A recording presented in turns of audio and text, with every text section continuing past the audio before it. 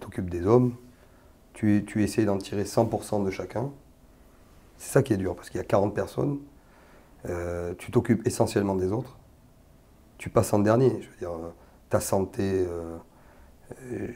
oui, mentale ou même physique, j'ai envie de dire. Des fois, j'ai envie de faire du sport, j'y vais pas parce que, bon, d'une, j'ai plus trop envie, c'est vrai, mais quand même, des fois, ça ferait du bien d'évacuer certaines choses.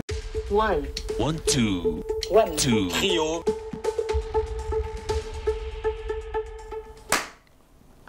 C'est le clap, on se retrouve dans le studio, One, Two, Trio, donc pour cet entretien. Pierre, merci de nous accorder du temps. Voilà, donc le principe, c'est un long entretien, mais enfin, ça peut être court, hein, si jamais tu es pressé. Mais enfin, un long, et qui sera entrecoupé de quelques petits questionnaires que j'ai thématisés et un peu personnalisés. Voilà. On est à Toulon, c'est là où tu es né. Oui. C'est là où tu as débuté le rugby. Aussi. Tu es peut-être le seul entraîneur qui entraîne là où il est né, quoi. Je sais pas, je pense, ouais. Je pense. En tout cas, du top 14. Top 14, oui. Ouais, c'est très rare. Oui, c'est rare. C'est rare, mais bon, c'est super excitant. C'est un double challenge, on va dire. Ouais. Le fait d'être, justement, d'être dans sa ville, ça fait quoi? Ça te donne plus de responsabilité, plus de pression, ou au contraire, tu peux désamorcer les problèmes avec ce public toujours exigeant de Toulon et de Mayol plus facilement? Non, sur ma mission, ça ne change pas grand-chose. Sur le côté émotionnel, tu as toujours envie encore plus de réussir chez toi. Surtout ici à Toulon, où c'est toujours très difficile par rapport au public, par rapport à la pression qu'il peut avoir. Mais non, mais je le vis plutôt bien. Je ne me prends pas plus la tête que ça, tu vois. J'essaie de faire mon métier en prenant du plaisir, quoi. Ouais. Donc faire tout bien, ok, ça c'est important. On va faire un petit questionnaire, tiens, pour démarrer, qui est un questionnaire que j'ai appelé « Parce que Toulon ». Voilà. Si tu étais un ancien joueur toulonnais, tu serais qui? Excepté toi, bien sûr. Jérôme Gagnon. Pourquoi? Parce que c'était mon idole jeune, et que c'est la génération Jérôme, Manu Diaz, André, Daniel Herrero, voilà, donc cette génération que aujourd'hui je partage encore des moments avec eux de temps en temps, c'est sympa. C'est-à-dire que toi, tu allais au stade quand tu étais... Ah oui, j'allais au stade, j'allais les voir jouer, bien sûr. Assez jeune, hein. J'ai commencé à l'âge de 7 ans à Toulon, 6 ans et demi, donc ouais. C'est une génération qui a gagné le bouclier depuis en 87, qui n'est pas gagné depuis plus de 50 ans, quoi. Ouais. Donc effectivement, ils ont bercé ton enfance. Si tu étais un ancien coach toulonnais? Ah, c'est difficile de le choisir, mais Daniel et Jean-Claude, ouais, je vais en dire deux, parce que Daniel Herrero, parce qu'il m'a marqué mon enfance, certainement. C'est peut-être aussi grâce à lui que je coach aujourd'hui. C'est un personnage qui m'a toujours fasciné, parce que, bien sûr, sa façon de parler, mais déjà, moi, je percevais une certaine façon de coacher, déjà, à l'époque, qui était certainement, enfin, en tout cas, que je percevais en étant jeune, hein, différente. Axé quoi? Sur l'humain, sur... Oui, une philosophie différente. En tout cas, je regardais tellement des matchs de Toulon que je les ai vus évoluer. Alors, encore une fois, avec des yeux d'enfant. Mais j'aimais le jeu, j'étais passionné par l'équipe, je connaissais tous les joueurs. Et en même temps, j'ai dû m'apercevoir jeune de la progression de cette équipe. Je me souviens des matchs en 85, la finale 85 contre Toulouse, qui a marqué quand même l'histoire du rugby. Et la finale 87 gagnée. Et j'ai vu celle 89 perdue, mais j'ai vu cette équipe évoluer, en fait. Voilà, à travers son rugby, à travers un peu ce côté un peu plus serein qu'elle a acquise au fil des années, parce que j'ai vu aussi des matchs où ça nous a porté préjudice de gagner des matchs, oui, avec une certaine férocité qui était très culturelle chez nous, mais aussi dans le rugby en général à l'époque. Mais je trouvais qu'il y avait beaucoup plus d'intelligence dans cette équipe, beaucoup plus de joueurs, pas que du combat, quoi. Voilà. Ouais. Quand cette équipe elle a gagné en 87, elle était belle à voir jouer. Et belle au niveau du combat. Voilà. Elle avait fait quasiment une saison parfaite d'ailleurs, 87. Enfin, ça reste, il y a eu, je ne sais pas si cette saison ou la saison d'avant, où elle est quasiment invaincue jusqu'au bout, enfin, où elle perd un match ou deux. Enfin, c'était effectivement de grandes années. Si tu étais un président toulonnais? Si j'étais un président toulonnais, Bernard Lemaitre. Pourquoi? Bon, c'est facile de dire ça aujourd'hui parce que je travaille avec lui, donc c'est quelqu'un, j'ai une relation... J'ai beaucoup aimé Morad Boudjelal aussi, de par ce qu'il a fait, de par l'audace. J'aimais bien l'audace de Morad. Mais c'est vrai qu'avec Bernard, je crois qu'on a eu 3 mécènes, on va dire, à Toulon. On a eu Félix Mayol, bien sûr, qui a donné le stade au club. On a eu Morad Boudjelal aussi, qui a beaucoup investi certainement de son argent et de sa personnalité, et surtout aussi Bernard Lemaitre. Notamment l'outil aujourd'hui dans lequel on est, ce campus. Entre autres. Ouais, qui est quand même un endroit d'exception. Si tu étais un moment d'histoire du RCT. Bon, je vais replonger à mon enfance, mais ouais, les années 80, cette période-là. Si tu étais un petit club partenaire du RCT, tu serais lequel? Il y en a beaucoup. Hein. Oui, j'adore. C'est difficile. Mais j'ai toujours été... on a toujours été en conflit, à la fois avec ma génération en tout cas, avec la Seine, la Valette, voilà, ces clubs-là, c'est les clubs qui parlent. Si tu étais un endroit autre que Mayol, si tu étais un lieu de Toulon, tu serais quoi? Je vais citer mon quartier, le quartier du Port-Marchand, du Morillon, on va dire. Voilà, là où je suis né. C'est vrai que mes parents y sont toujours. Et j'adore ce quartier. C'est un quartier populaire. On a de tout. Hein. Et je suis né là, donc c'est un quartier qui a beaucoup évolué aujourd'hui. Avant, c'était beaucoup plus dur. Voilà. Mais aujourd'hui, c'est un quartier populaire superbe de Toulon. Si tu étais une phrase du pilou-pilou. Ouais, qui descend de la montagne vers la mer, plutôt. Si tu étais un Toulonnais qui n'était pas coach de rugby, et tu ferais quoi? Si j'étais un Toulonnais, je serais pompier. À éteindre des feux, malheureusement, de nos forêts aux alentours. Tu es toujours pompier de... Non, je ne suis plus. Je l'ai été un petit peu. Pompier de réserve, c'est ça? Comment ça s'appelle? Non, pompier volontaire. Après, j'ai passé mon concours professionnel. Ah ouais. Et après, j'ai fait un choix de carrière. Ah ouais. Entraîner ou être pompier. Il a fallu que je fasse un choix parce que mon concours était plus valable. Mais sinon, pour répondre à la question... tu serais pompier. Je serais pompier. À Toulon. Ouais. Pourquoi tu as choisi, toi, le rugby à Toulon? On est obligé de choisir, parce qu'il y avait le foot, les années 80, il y avait le sporting. Il y avait le sporting. J'ai grandi aussi avec le sporting, parce que j'habitais vraiment à côté de Mayol, moi. Donc, je voyais les Toulon-Marseille, le sporting Marseille avec l'OM. C'était chaud, hein. C'était chaud, je voyais des gens se battre en bas des rues, enfin, c'était un carnage. Et j'ai connu, bien sûr, ça, et le rugby. Mon frère a fait du foot, il a 5 ans de plus que moi. Bon, il n'a pas fait carrière, mais il a fait du foot. Et moi, j'ai basculé dans le rugby parce que mon père, bien sûr, faisait du rugby. Mon grand-père, mes grands-oncles faisaient du rugby. Et puis, certainement, j'ai creusé là-dedans. Et puis, voilà, j'ai traversé ce stade un jour. Et j'ai dit, c'est ça que je veux faire, quoi.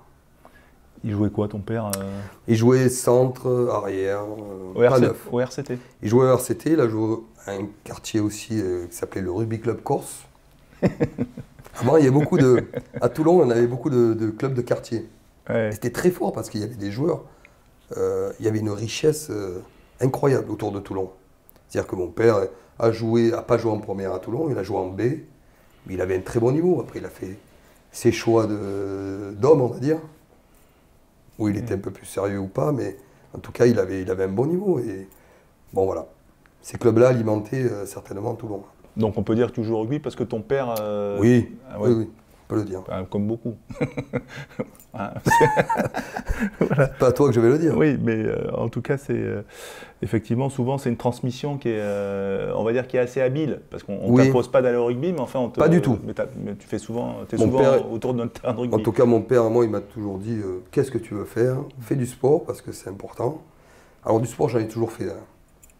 Surtout où on habitait, j'habitais en HLM, on n'avait pas de terrain, mais le terrain c'était la rue. Donc on jouait au tennis, au foot avec mes collègues. Et c'était notre terrain de jeu, et ce que j'appelle le jeu libre. Parce que malheureusement aujourd'hui, j'ai l'impression que ça se perd un petit peu, ce jeu libre. Voilà, et ce que des pays ont, comme l'Afrique du Sud par exemple, malheureusement, avec un modèle qu'on connaît, mais ce jeu libre, pour moi, il est important pour les jeunes. Pourquoi? Parce que ça développe les aptitudes? Exactement. Je suis convaincu que ça m'a beaucoup aidé en tout cas pour devenir un bon joueur de rugby, voilà, mais ça m'a aidé à me construire aussi. Parce que tu joues avec des plus grands. Tu joues avec des plus grands, tu joues 2 heures au foot, on faisait du tennis contre les murs ou contre les garages où ça faisait un bruit, on se prenait des bouteilles d'eau sur la tête parce que les gens y râlaient, enfin voilà, mais c'était comme ça. Et très peu de rugby. Très peu de rugby. J'étais pratiquement le seul avec mon ballon de rugby. Je vois plus de jeunes aujourd'hui avec des ballons de rugby. Ouais. Voilà. Donc j'étais un peu pas l'exclu, mais j'avais mon ballon de rugby, je m'amusais, pied gauche, pied droit.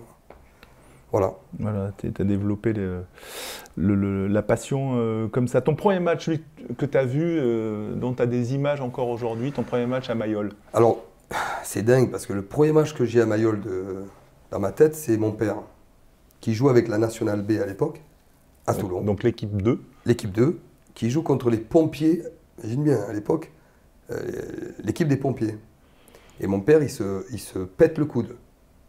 Mais costaud, hein. Donc transporté à l'hôpital et tout. Et j'étais à l'époque avec mon parrain, qui est décédé aujourd'hui, qui m'avait amené, voilà. Et mon père voulait absolument pas que je le voie blessé. Ce qui m'a marqué ce premier match à Mayol, c'est ça.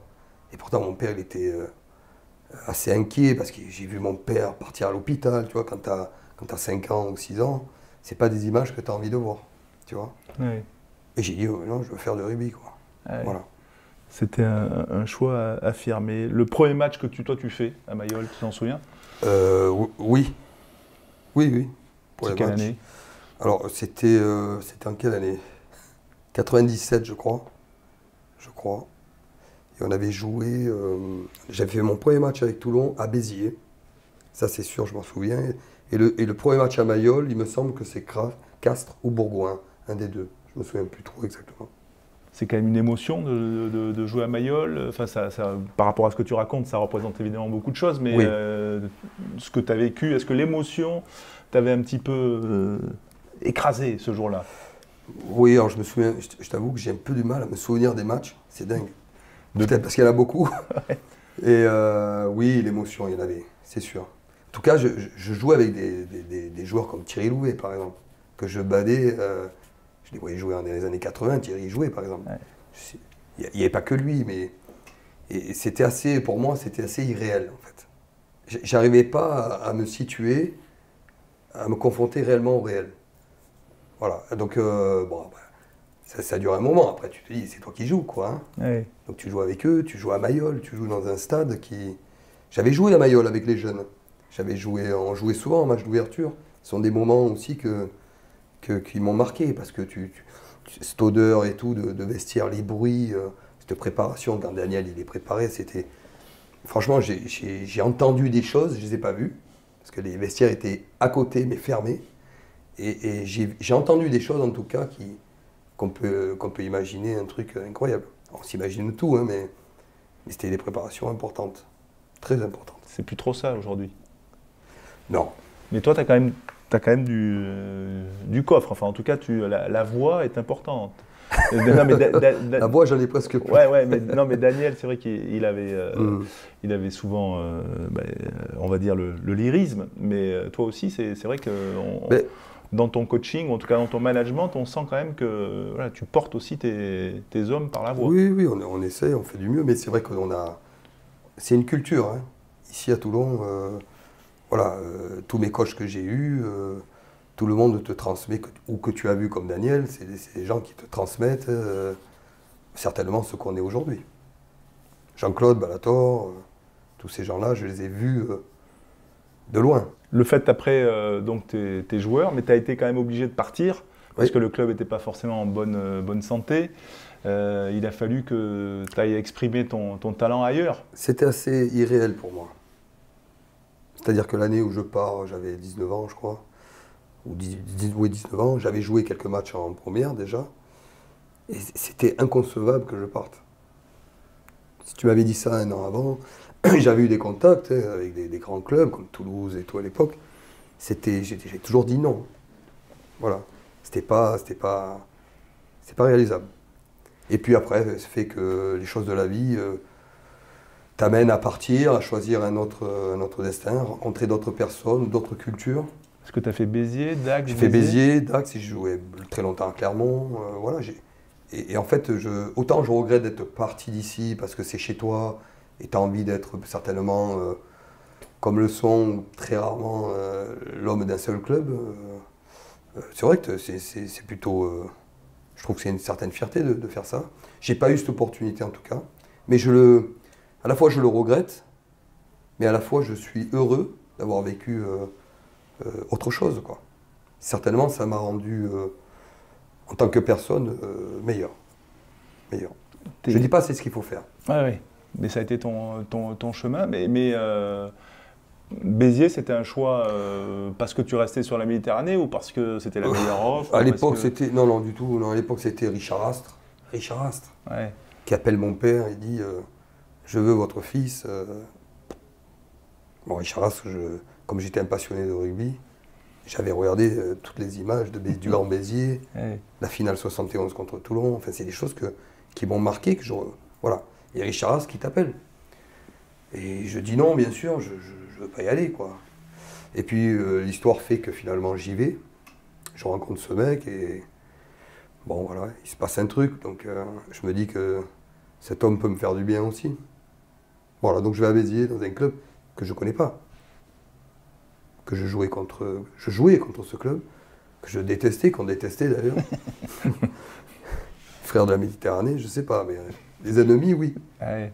Voilà, mais c'était incroyable. Et après, j'ai rencontré des joueurs là-bas, Alain Estève, Jacques Anthony et d'autres, tous ces grands joueurs, tous ces grands noms. J'ai pu échanger aussi sur ces matchs d'avant. C'était très très bien pour moi. C'était très très bien. Tu as enrichi ta culture rugby et ta passion. Il y a des différences là quand tu passes de Toulon à Béziers, rugbystiquement parlant. À l'époque, les clubs avaient parfois certains styles un petit peu plus. Est-ce que toi, tu avais senti des choses différentes? Justement, j'avais senti, avant d'y aller en tout cas, que c'était un club qui ressemblait beaucoup à Toulon. Et j'ai pas été déçu. Tu t'aperçois que finalement, aujourd'hui, on s'apprécie beaucoup, hein, les Viterrois et les Toulonnais, parce qu'on se ressemble quand même. On se ressemble. Donc, j'ai pas trouvé une grosse différence. Il y en a une, bien sûr, mais j'ai trouvé deux clubs assez proches. Tu as connu, on va dire, la consécration internationale assez tôt, avec quoi, 20 ans? Trop tôt même. Ah oui? Oui, pour moi, trop tôt. Avec le recul, je dis pas qu'il faut... Donc toi, enfin, juste, tu es né en 77. Donc première sélection, 97 ou 18? Non, même ça. Je crois que c'était en 98. Donc tout jeune, trop jeune, tu dis? Trop jeune en tout cas pour moi. Je n'étais pas assez mature à l'époque. Et je fais la Coupe du Monde en 99. J'en veux à personne, hein, quand je dis ça, parce que quand tu sélectionnes, je me souviens, j'étais avec mon père. J'avais fait une tournée seulement, on va dire, une tournée latine, là, comme ils appelaient à l'époque. Oui, la Coupe latine. La Coupe latine, pardon. Donc j'avais fait 2 matchs là. Et j'avais fait 3-4 matchs en tournée. À l'époque, on avait fait une tournée de 6 semaines. 99, donc. 99. Les Samoa, en Nouvelle-Zélande, les Samoa, ouais. Tonga. Et on avait fini à Nouméa sur des matchs un peu exhibition à 7. D'accord. On s'était fait casser la tête. Il y avait Gomola d'ailleurs. Ouais. Christian Califano, etc. Et voilà. Et puis du coup, il y a la Coupe du Monde qui suit derrière. Et je fais une bonne tournée, c'est vrai. Mais je fais la Coupe du Monde. Voilà. Donc on va dire là à ce moment-là, tu es en concurrence avec Galtier, au poste. Non, Fabien n'est pas pris à l'époque. Il est à la tournée, 99 je crois. Hein, mais, oui, pardon, il est à la tournée, ouais. Et puis il n'est pas pris à la Coupe du Monde. Pour la Coupe du Monde. Ouais. Voilà, mais bon, moi j'étais avec Philippe Carbonneau, qui était un mec extraordinaire. Grand joueur, grand monsieur. J'ai partagé des super moments avec lui, mais j'étais... en tout cas, moi, j'étais pas assez mature pour être dans cette aventure. Je le dis aujourd'hui assez honnêtement, quoi. Hein. J'avais des qualités, certainement, c'est sûr. Je dis pas que je méritais pas d'y être, mais voilà. C'était quoi tes qualités? Vitesse, qualité de passe? Oui, j'avais des qualités de vitesse quand même. Oui. J'étais quelqu'un qu'il fallait pas trop lâcher au bord des rucks à l'époque, mais voilà, j'avais pas la maîtrise. J'avais pas la maîtrise que demande le poste que j'ai eu après. Voilà, j'avais une maturité peut-être certainement plus tardives que d'autres gamins que je vois aujourd'hui. Morgan Parra qui est arrivé à 20 ans, 21 ans je crois. Et il était là, bon mais il était prêt quoi. Voilà, il y a plein d'exemples et de contre-exemples. Voilà. C'était aussi on va dire le début, enfin c'était pas encore pro quoi, enfin c'était le tout début du professionnalisme. C'était le début, le rugby pro est passé, tu le sais, en 95, avec l'histoire de Pecker et Murdoch, qui avaient inondé un petit peu l'hexagone avec T'avais signé ou pas? J'avais signé. Avec, c'était Éric Blondeau, non? C'était Éric Blondeau qui était au cœur du truc. C'était incroyable. Mon père, pareil, il contactait mon père toujours, parce que j'étais même pas majeur à l'époque. Ouais. J'avais 17 ans, 16-17 ans. Et il nous proposait des contrats. Enfin, nous, c'était pas du tout d'actualité, tu vois. Mais bon, on a tous les joueurs signés, hein, parce que je sais pas si ça s'est su, mais les joueurs de l'équipe de France à l'époque s'étaient engagés aussi. Ouais. Mais je l'ai fait en interview, Eric, donc il m'a raconté cet épisode, voilà. En fait. Et c'était incroyable. Donc j'ai été contacté par par la province qui était le quart sud-est, quoi. C'était ça. Et bien sûr, on n'a jamais vu le jour de ça. Et voilà, c'était marrant. donc on va dire, la carrière aurait pu prendre un autre tournant. Mais bon, ça te dépassait. Tu étais donc trop jeune pour être international, mais quand même, après tu vas à Clermont. Là aussi, tu es encore jeune. C'est 2003, non? Oui, moi je dois avoir 25 ans. Ouais. Et là, il y a quand même là, tu rentres dans c'est un peu un autre style. Là, tu rencontres aussi un autre management. En fait, tu as connu plusieurs entraîneurs, mais c'est l'époque Verne Cotter quand même qui est vraiment marquante. Oui, Verne a marqué. Il m'a marqué aussi dans ma carrière.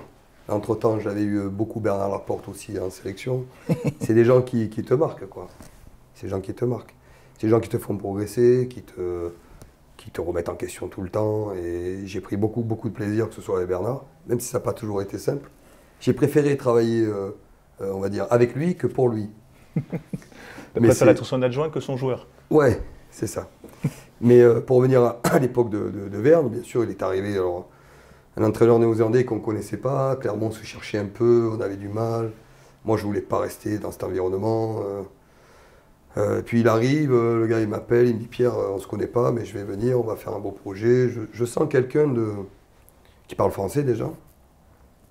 Et qui est quelqu'un qui a un vrai projet pour le club. Voilà. Et c'est vrai qu'il a révolutionné un petit peu la façon de travailler, l'état d'esprit du club. Alors ça ne nous a pas empêché de perdre des finales, hein, malheureusement. Mais il en a gagné derrière. Et puis surtout, il a imposé une rigueur qu'il fallait au club, quoi. Voilà. Et moi, je me retrouvais plutôt là-dedans, quoi. C'était tes meilleures années, ça, celle-là, ou pas? Oui. Rubistiquement? Oui.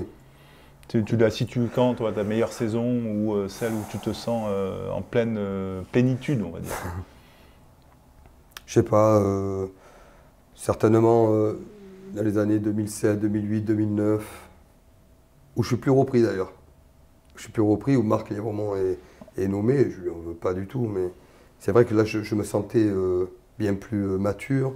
Je pense que j'étais prêt à être bien meilleur que ce que j'étais à 20 ans, quand Marc peut-être m'avait vu. Hein.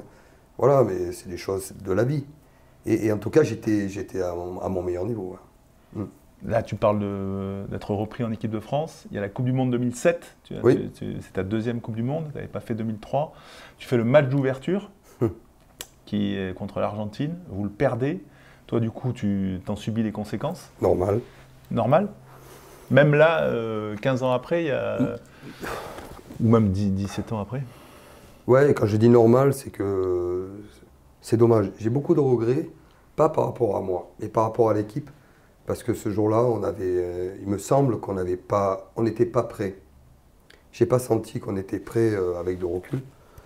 Comme j'ai pu voir l'équipe de France, la Coupe du Monde en France, c'était un peu le même truc, même si nous, c'était pas que la France. Tu te souviens, c'était sur plusieurs pays. En tout cas, le match d'ouverture était en France et on avait mal, certainement, absorbé cette pression. En tout cas, c'est ce que je ressens aujourd'hui. Alors que j'ai trouvé l'équipe de France plutôt mieux préparée face aux All Blacks. En 23, c'était un France-Argentine en 2007. Il y avait une histoire de Bernard qui avait fait lire la lettre de Guy Moquet, etc. C'est des petites choses qui avaient déstabilisé le groupe, là? Je crois pas. Je crois pas que ce soit la lettre. En tout cas, chacun peut dire son ressenti. Mon ressenti à moi, la lettre, je m'en souviens même pas des paroles. Très peu. Pour te dire. Non, je parle de la préparation en général.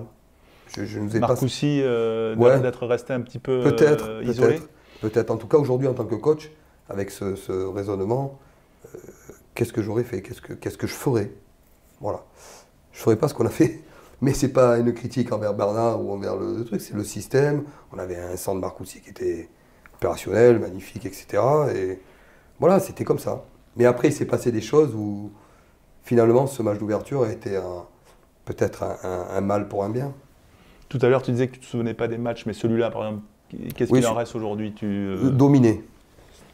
Ouais. Dominé devant. Voilà, alors qu'on était quand même, on avait quand même des joueurs très costauds, mais ils avaient des joueurs qui jouaient chez nous.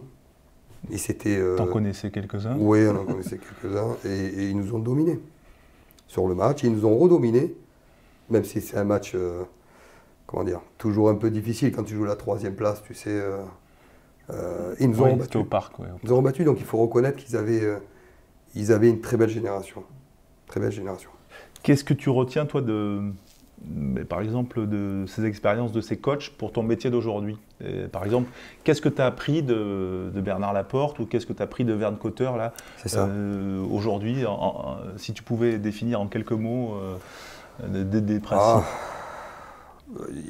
Plein de choses, mais c'est vrai que tu as cité 2 personnes, mais il y en a eu d'autres. Tu sais, quand tu deviens entraîneur, moi, ce n'était pas prévu que je sois entraîneur, même si j'ai toujours aimé faire ça. À l'âge de 13-14 ans, je coachais déjà. Tu coachais Je coachais l'école de rugby de Toulon. J'allais au mini poussin à l'époque, au poussin, et j'entraînais. Pourquoi? Parce que mon père m'a transmis ça. On n'en a pas parlé tout à l'heure, mais mon premier idole au niveau de l'entraîneur, c'est mon père. Voilà, parce qu'il m'a transmis cette passion pour les enfants, cette passion du jeu, ce management qu'il avait, ce contact avec les autres. Alors j'ai eu la chance de l'avoir pendant beaucoup d'années, et la malchance aussi, parce qu'il m'a pas trop fait de cadeaux, quoi. Tu vois? Tu l'avais coach à l'école de rugby? Ouais, je l'ai eu pendant très longtemps. Ouais, il m'a suivi, Il nous a suivis, une certaine génération. C'était pas toujours facile pour moi, parce que, encore une fois, c'était bizarre, parce que tu pars avec ton coach en déplacement, mais tu pars avec ton père. Et tu reviens, tu laisses les enfants, tu rentres chez toi à pied, puisqu'on habitait à côté de Mayol à 100 mètres, et là tu rentres avec ton père, quoi, qui est ton coach. Ouais. Donc j'avais toujours besoin certainement de montrer aux autres que je méritais de jouer s'ils me faisaient jouer. Tu vois? Et dès que je me loupais, ils ne me loupaient pas. Du coup, il y avait un côté qui pouvait peut-être manquer de légèreté, entre guillemets, parce que tu ne peux pas faire l'idiot dans le bus avec les copains comme quand il y a ton père qui est devant. C'est là où j'ai eu beaucoup de chance. C'est qu'il arrivait à faire le switch. D'accord. Ce qui est très rare, je pense. Ce qui est très rare. C'est-à-dire que j'ai fait le con aussi, dans le bus, avec les autres. J'ai fait des conneries, crois-moi. Sauf que s'il y en avait un qui devait morfler plus que les autres, c'était moi. Mais c'est normal, parce qu'il devait montrer aux autres. Et mon père, il avait certainement, je dis certainement parce qu'il en parle très peu, mais il devait montrer aux autres que, voilà, il n'y avait aucun passe-droit. Et c'était vrai. Voilà. Donc ça t'a inculqué l'exigence, enfin pour toi déjà. Oui, ça c'était, je pense qu'il m'a, au-delà de tout ce qu'il m'a transmis, c'était ça, oui. L'exigence, tu disais, tu as entraîné donc grâce à ton père. Est-ce qu'aujourd'hui il a toujours un regard ou est-ce que vous partagez des choses? Ça nous arrive. On a coupé le cordon depuis un moment. D'accord. Mais son regard t'intéresse ou? Oui, toujours. Mais en fait, il a beaucoup de pudeur maintenant. Je pense qu'il a pris, même lui, il vient beaucoup moins au stade, par exemple. Parce qu'il n'a pas envie aussi d'entendre des critiques, certainement. C'est une génération qui tu vois ce que je veux dire, qui est beaucoup moins ouverte que la nôtre. Il peut vite se vexer, il peut vite... voilà, donc il préfère ne pas venir. Voilà. Il se prive de venir des fois au stade parce qu'il n'a pas envie de certaines choses. Ça, c'est la vérité. Bah, après, est-ce qu'on parle du match? Très peu. Alors qu'avant, quand je jouais, il y avait toujours un peu le rapport un peu critique. Mais bon, on a coupé, comme on dit, on a coupé le cordon. Et puis, envole-toi, quoi. Tu le coupes quand tu pars à Clermont ou c'est vraiment... Non, tu le coupes, je sais pas, comment dire, ça se fait assez naturellement. Tu as peut-être envie t'as plus envie d'appeler ton père peut-être après tous les matchs, tu vois. C'est des choses qu'on peut comprendre quand ton père a été entraîneur ou joueur ou grand joueur. Je les vois des fois encore, certaines générations d'aujourd'hui. Et voilà, leurs pères sont dans la tribune et c'est à la fois superbe parce que tu revis encore ta passion à travers ton fils, quoi. Donc c'est des moments que j'ai vécu avec mon père, hein, mais qu'aujourd'hui on vit un peu plus décroché, quoi. Voilà. C'est l'évolution, en tout cas. Tu parlais de Clermont, il y a ces finales perdues, t'en perds combien 3 d'affilée. 3 d'affilée. Merci. Non, mais bon, malheureusement, on est obligé d'y revenir. La plus douloureuse, c'est la première. 2007. Ouais. Avec l'essai de Radiké Sako. Contre tes amis du Stade Français. Et oui, la première. Parce que c'est vrai. 78e. 78e, t'en rends compte ? Ouais. Voilà. Mais c'est la vie. Et en tout cas, j'ai eu la malchance et la chance.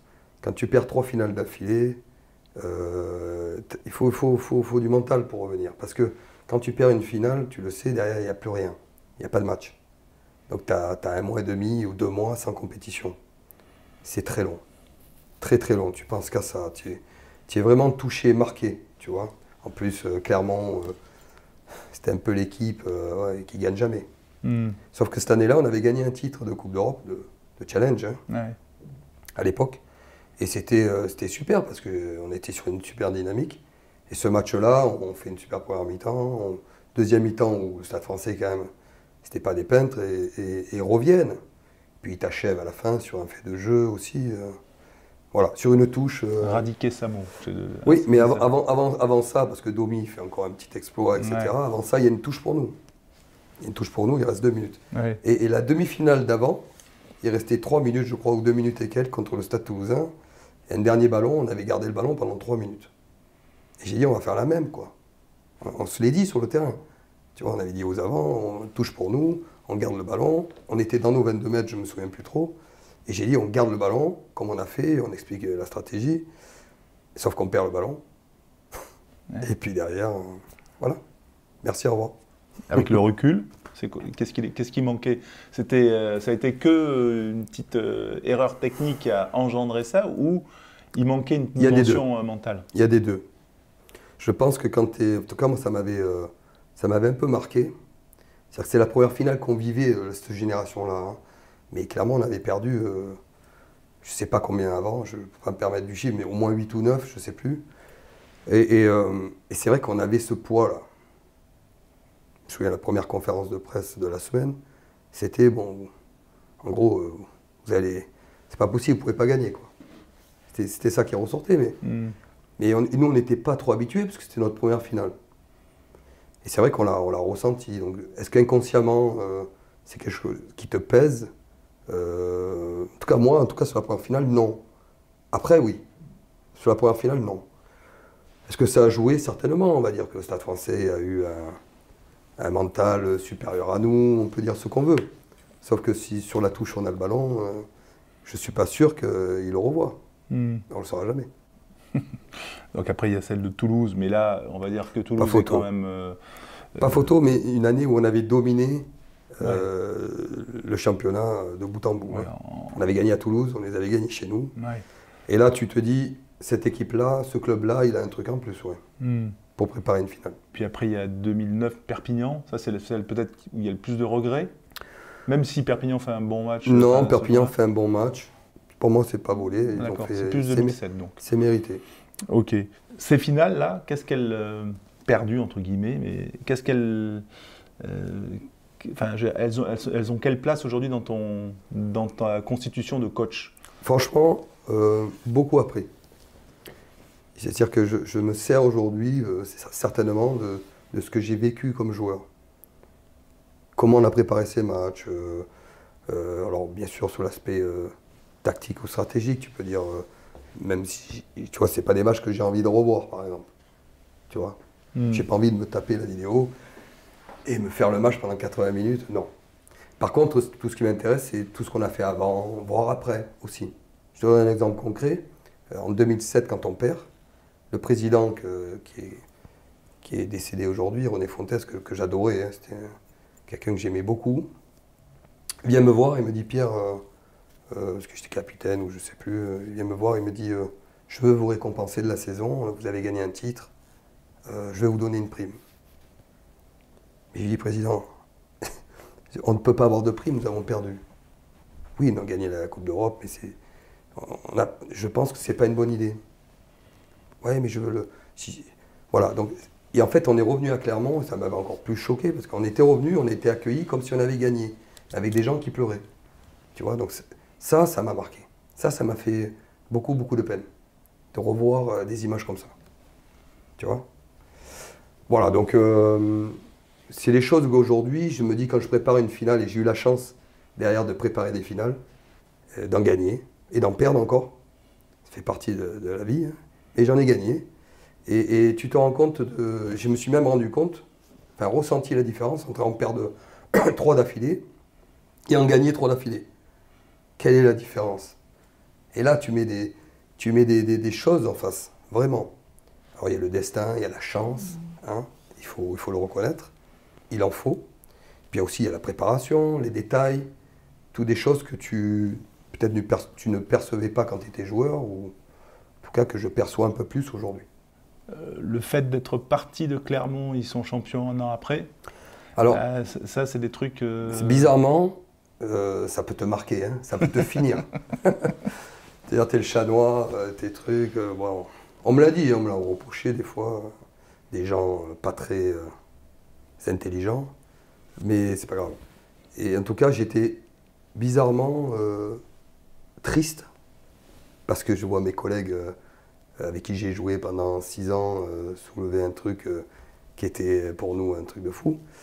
Et à la fois triste pour moi, ok, il faut le reconnaître, mais j'étais heureux. C'est la première chose que j'ai fait, je les ai appelés de suite. J'étais avec les Barbarians, avec Philippe Saint-André à Londres, et Philippe me dit, tu vas regarder le match? J'ai dit, bien sûr, je vais regarder le match. Donc je regardais le match avec les mecs. Et quand le coup de sifflet final, Clermont a gagné, et mérité, je suis monté dans ma chambre, j'ai pleuré, mais à la fois j'ai appelé aussi mes potes. Voilà, c'est tout. ouais, mais c'est comme ça. Le fait d'avoir gagné ensuite, tu disais, ces 3 titres avec Toulon, toi, 3 fois champion d'Europe, il y a eu un Brennus aussi en 14, il y a eu le doublé. L'émotion, elle est forcément pas pareille, mais... Alors, avant de gagner les 3, il faut en gagner une. Ouais. Et la première finale, elle est contre Clermont. Ouais.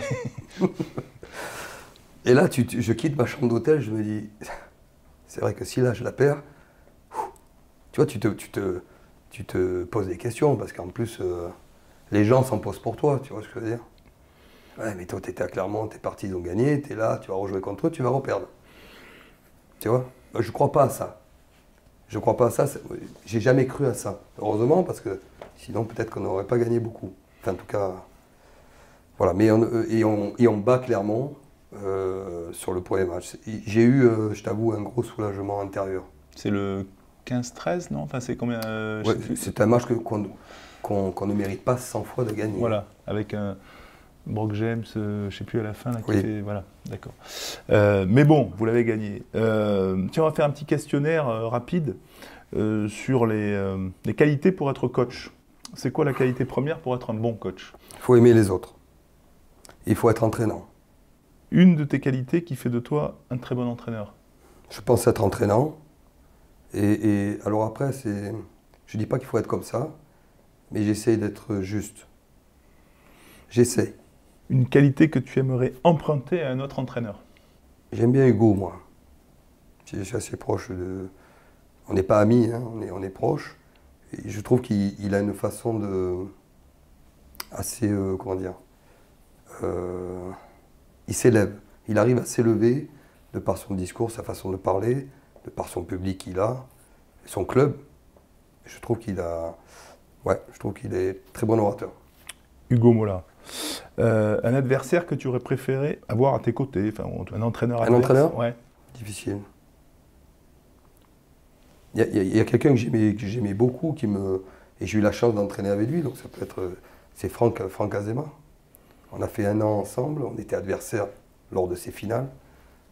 Joueur aussi, parce qu'il a entraîné lui Perpignan, moi j'étais joueur. Et on s'est retrouvés après contre Toulon plusieurs fois. Et c'est vrai que ce personnage que je ne connaissais pas, finalement, je suis content d'avoir partagé un truc avec lui, quoi.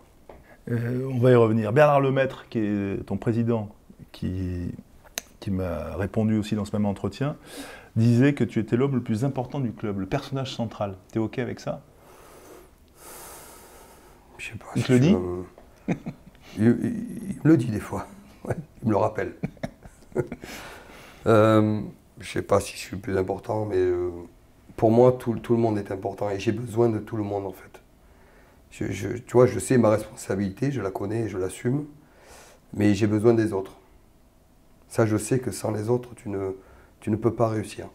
C'est-à-dire que je suis persuadé aujourd'hui que si tu veux être un grand club, il faut certainement, sûrement, avant tout des grands joueurs et des bons joueurs, des bons hommes.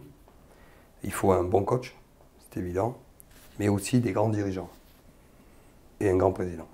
Mais tu es un peu l'interface. Mais je suis un élément, oui, c'est sûr, l'interface entre le sportif et l'administratif, parce que notre métier, il n'est pas que sur le terrain. Il est beaucoup en dehors, en fait. Et c'est ça que, quand il dit que je suis important au club, forcément, parce que j'ai une mission qui va au-delà d'entraîner les pros. C'est déjà une grosse mission, mais moi, ma mission, je ne la vois pas, je ne l'aperçois pas comme ça. C'est quoi les missions? C'est représenter le club parce que tu es un ambassadeur entre guillemets du club? Pas du tout. C'est définir, on va dire, je m'intéresse énormément à la politique du club dans son ensemble. Voilà. Le projet RCT Passion que nous avons monté, c'est ça. C'est ça. Et ça, tu ne peux pas le faire tout seul. RCT Passion, c'est de développer le RCT sur d'autres piliers que l'équipe professionnelle. C'est ça. C'est le développement de ton club, ton institution, on va dire, mais aussi tout l'environnement autour, les clubs autour, voire même, on est allé plus loin, jusqu'à l'après-carrière des joueurs. Tout ça, voilà, c'est un projet social et sportif auquel je crois beaucoup. On construit, j'aime bien bâtir un club comme ça.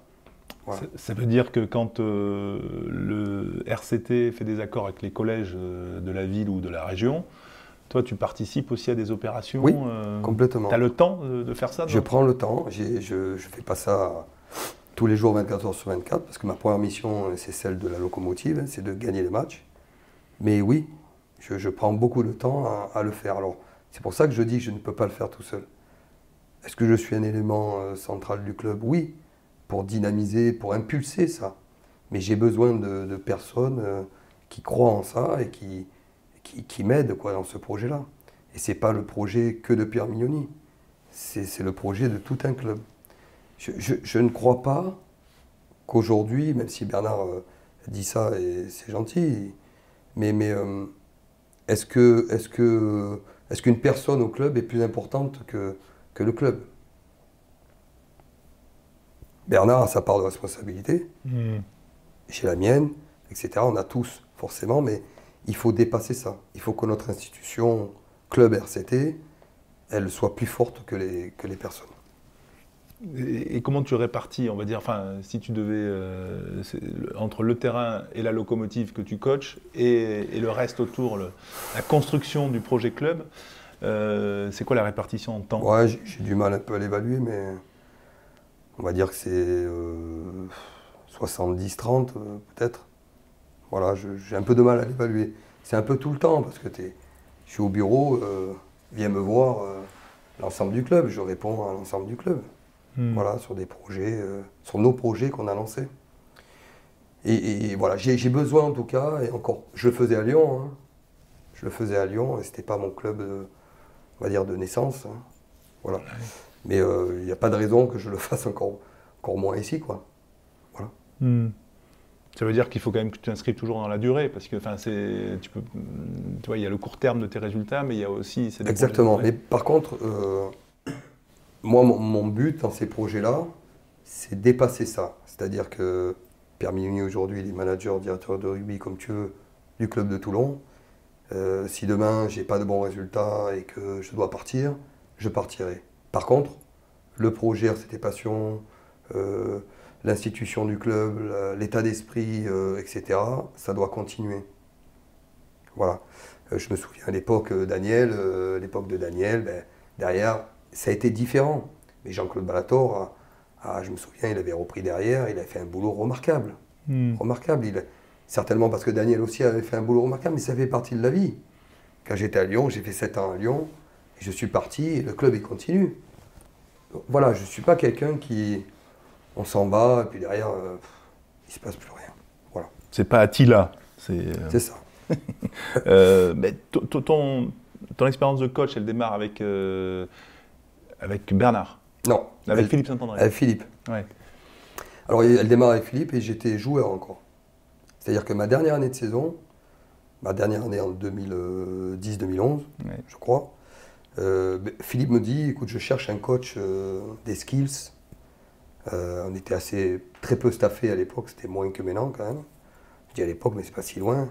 Et il me dit, est-ce que tu veux être coach de skills? Parce qu'il avait senti en moi, parce que Philippe il a un truc. Hein.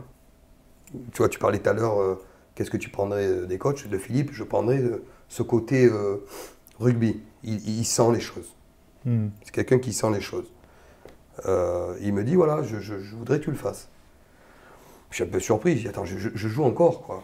Tu vois, je joue avec Johnny Wilkinson et je vais entraîner Johnny. Il dit, oui, propose-moi un truc, etc. Et puis, ça se fait, et je fais 1 an comme ça. 1 an. Je fais absolument pas l'équipe, tu as compris. Je fais des skills, et puis au fur et à mesure de la saison, je fais un peu plus, quoi. Tu vois, parce que Philippe, après, il aimait beaucoup l'aspect équipe, mais entraîner les 3/4, tu vois, Tana Umaga était parti, donc c'était lui, quoi. Donc à la fin, on le faisait un peu ensemble. Et c'est bizarre, parce que je disais, l'équipe, et puis voilà, il me disait, si je joue, j'apprends un peu avant les autres, si je joue pas, quoi. C'est tout. Mais ça s'est très bien passé. Ouais. Et bizarrement, parce que c'est rare quand ça se passe plutôt bien, ça s'est très bien passé. Personnellement, je parle.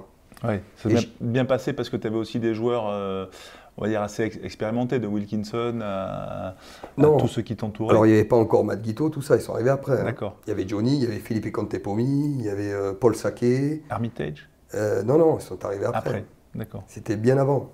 D'accord. Donc voilà, c'était une belle génération. Hein. Ouais. Mais voilà, c'était pas la génération qui est arrivée après. Donc j'ai fait mon dernier match à Montpellier, on perd à Montpellier, et je me souviendrai toujours, le lendemain, j'ai fait des entretiens individuels avec les gars avec qui je jouais, quoi. Voilà. Mais ça s'est bien passé. Et puis derrière, on a enchaîné avec Bernard, effectivement. D'accord. Tu disais, Philippe Saint-André, PSA, comme on le surnomme, c'est donc le feeling. Bernard, c'est quoi, si tu devais le définir? Bernard, c'est le meneur. Bernard, c'est... on le dit souvent, je l'ai déjà dit, mais c'est quelqu'un qui réveille les morts. Il avait cette capacité à la fois à faire peur à tout le monde, mais à la fois à transcender les gens. Bon, certains, il les a tués. Hein. Des fois, avec Jacques Delmas ou Olivier Azam, à l'époque, on était adjoints, on les ramassait un peu à la pelle. Mais voilà, c'était sa façon de fonctionner. Moi, j'ai adoré travailler avec Bernard, parce qu'on avait une relation de confiance. C'est quelqu'un qui m'a beaucoup apporté, et je me suis beaucoup inspiré de lui, mais j'ai jamais voulu faire... On avait un peu le même tempérament, quelque part, mais j'ai jamais voulu faire du copier-coller après. Parce qu'il a sa personnalité, des fois je n'étais pas d'accord avec lui, c'est comme ça, heureusement. Mais on a toujours cette franchise de dire, Bernard, je ne suis pas d'accord, il me disait, Pierre, là tu déconnes, etc. Mais on avait ce rapport de confiance. C'est pour ça que ça a marché, et on a pris beaucoup de plaisir. Là, tu l'avais eu en équipe de France avec des hauts et des bas? Oui, mais en tant que joueur. Ouais. En tant que joueur, il est dur. C'est pour ça que je le connaissais plus que ce que lui me connaissait. C'est-à-dire que moi, je l'ai vu pendant 10 ans à peu près, pas 10 ans, 8 ans, quasiment de mandats qu'il a eu. Il a fait 2 mandats en équipe de France. Donc tu te doutes bien, quand tu es joueur, tu scrutes ton entraîneur. Tu sais comment il va réagir, tu le connais par cœur. Donc je le connaissais par cœur. Sauf que moi, il ne me connaissait pas dans ce rôle-là. Tu vois? Et je pense qu'il a peut-être été surpris à l'époque. Mais le côté cassant de Bernard Laporte, le côté... tu te dis, parfois il a fallu ramasser certains joueurs à la peine, mais quand toi tu étais joueur... ça m'est arrivé à moi aussi, oui. Je l'ai vécu. Mais tu as réussi quand même à switcher et à te dire... oui, parce que Bernard, il a cette force. C'est-à-dire qu'il peut te tuer comme je le... Ça m'est arrivé de le faire aussi. Tu vois, tu veux pas faire la même chose, mais tu... Voilà. Et il avait cette capacité à être très dur, mais à la fois après de passer l'éponge, de revenir au naturel, quoi. Comme si rien ne s'était passé. Et puis après, il revenait, il te parlait du contenu, il t'aidait pour être meilleur, en fait. Tu vois. C'est pour ça que les gens le suivaient. Voilà. Et il avait ce côté à amener tout le monde dans une histoire et à réussir ce chemin. À ce moment-là, donc, des années 2013, c'est ça, enfin, oui, 2012, 2011, 2012. Ouais. 2012, 2013, etc. Oui. On perd des finales. Hein. Ouais, mais en fait, il y a un entraîneur en chef et 2 adjoints. Enfin, c'est que ça. C'était encore sur un modèle ancien, entre guillemets. Oui, c'est vrai. Il y avait 3 prépas physiques quand même. Ouais. On commençait à se staffer. Hein. Mais c'est vrai qu'on était, l'entraîneur des avants, l'entraîneur des 3 quarts. Il y avait commencé à arriver les entraîneurs de la défense, que Bernard avait eu avec l'équipe de France avec David Ellis, je crois. Mais en tout cas, à Toulon, on était staffé comme ça. Ouais. C'est quoi les défauts aujourd'hui, vous êtes souvent 20 dans les staffs, enfin, voilà, il y a des premiers cercles qui sont là, puis il y a des deuxièmes cercles de compétences qui vous entourent, mais ça fait des grosses organisations. Oui. C'était quoi les bons côtés du staff avec Bernard et Jacques à l'époque? C'était des circuits courts. Très courts. Et avec Bernard, c'était très très court. Très court. Oui ou non. Oui. C'est nul ou c'est bien. C'était comme ça. Donc ça, non, ça on fait pas. Parce qu'il arrivait des fois, il avait ce côté... non, ça on fait pas. Il te changeait tout en 5 minutes. Hein. Il allait sur le terrain, mais qu'est-ce qu'on va faire? Et il prenait la séance et et ça fonctionnait. Tu vois, aujourd'hui, tu peux plus trop le faire, je pense, mais ça fonctionnait. Tu vois. Et aujourd'hui, c'est vrai que c'est staffé, il faut donner un rôle à tout le monde, mais ce qui est difficile aujourd'hui, ce que j'aime pas trop, c'est, tu sais, quand tu t'occupes que d'un secteur, j'ai pas envie de mettre des gens que dans des cases. Oui, ils sont assez spécifiques, ils sont très bons là-dedans, ils t'amènent une vraie plus-value, mais à la fois, il faut faire autre chose. Parce que sinon, tu te prives de l'essentiel, c'est entraîner, quoi. Et prendre du plaisir, pas que dans ce que tu sais faire. Je veux dire, la touche, la mêlée, la défense, l'attaque. Il y a tellement de secteurs qui sont liés les uns les autres. Il ne faut pas cloisonner. Donc il ne faut pas cloisonner, il faut faire travailler les gens ensemble. Voilà, avec une vision commune. C'est le gros boulot aujourd'hui. Si on en revient à Bernard Laporte, ce que tu retiens, c'est ce côté meneur-entraînant, en fait, finalement. Oui. Ce que tu disais au début par rapport à la définition d'un bon entraîneur. Oui. Cette énergie-là, statistiquement, on peut dire que souvent les demi-mêlées l'ont. Parce que c'est un prolongement de votre carrière de joueur. En fait. C'est vrai. Hein, c'est vrai parce qu'on est au plus proche des avants déjà. T'es le plus petit. On le sait, hein, t'es le plus petit, t'es le mec qui a la plus grosse gueule, etc. Tu manipules un peu les uns les autres, tu t'amuses avec eux. Et à la fois, ces gens-là qui sont devant toi, ils te protègent. Moi, j'avais un joueur comme Thibaut Privat, je veux dire, il mettait la tête... où je ne mettais pas le doigt. Mais il le mettait parce qu'il me protégeait, il ne fallait pas me toucher. Il se crée une relation particulière avec ces gens-là. Donc tu commandes, tu harangues, tu décides, tu aimes ça, quoi. Et quelque part, bien sûr, la stratégie, le jeu, qu'est-ce qu'on fait avec ton 10, c'est des choses que tu as... La relation que tu as avec tes entraîneurs. Avec Van Cotter, j'avais une relation particulière. Tu vois, tellement j'avais pas de favoritisme, mais j'avais une relation particulière, certainement. Un jour, il voulait absolument qu'à Clermont on s'entraîne, tu sais, avec les shorts. Et il neigeait des fois, donc moi, venant du sud, je mettais les comment ça s'appelle, les caleçons, là, les fuseaux, là. Oui. Voilà, donc c'était le début de ça. Et il disait à tout le monde, je ne veux personne, un truc. Un jour, j'ai dit, Verne, moi, c'est pas possible, il fait -10, il neige, je vais pas me mettre en short, tu vois. Bon, j'ai écoute, hein, moi c'est pas possible. Tu le dis aux... Alors après il avait dit ok les 3 quarts c'est bon mais les avants interdits. Ah, je me foutais de la gueule des mecs, voilà. Mais, voilà, c'était cette relation-là, entre autres, un exemple. Tu as aussi toi des petites marottes comme ça là, enfin, même aujourd'hui c'est possible ou ça a changé? Ou ça c'est entre guillemets ce qu'on pourrait dire un peu à l'ancienne? Oui, ça a changé. Mais déjà avec Bernard, quand on entraînait un peu cette génération qui était incroyable, hein, les mecs s'entraînaient avec les casquettes. Jamais tu voyais ça avant, c'est un détail. Hein. Des échauffements, des fois, tu dis mais qu'est-ce qu'on va faire d'eux, hein. Tu vois, c'était assez léger, quoi. Et à la fois quand ça switchait, ça switchait. Donc je pense qu'il faut... Tu vois, je sortais de Clermont-Ferrand où c'était très très cadré, peut-être trop, tu vois. Mais c'est un avis personnel que j'ai ressenti, je ne dis pas que j'ai raison.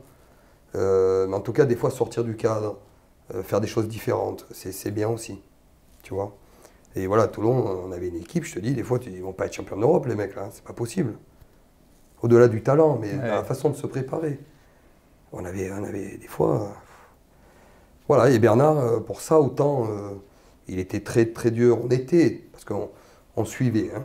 C'est-à-dire, on avait cette relation où on le suivait toujours. C'est arrivé qu'on ne soit pas d'accord, mais toujours entre nous, pas devant les joueurs. Jamais. Et on avait une relation de confiance comme ça. C'est encore des liens, parce que là aujourd'hui il est à Montpellier, il est dans un club entre guillemets rival. Ça fait qu'il y a toujours des connexions quand même amicales si vous vous croisez, j'imagine, mais même là, vous vous appelez pour partager des choses ou... Ça nous arrive de nous appeler, bien sûr. Ouais. Mais ce qu'on a vécu ensemble, ça ne pourra jamais s'effacer. On sait ce qu'on a vécu ensemble. Voilà, avec Jacques, avec Morad, on a vécu des moments un peu particuliers, quoi. Hein. C'est des moments irréels par moments.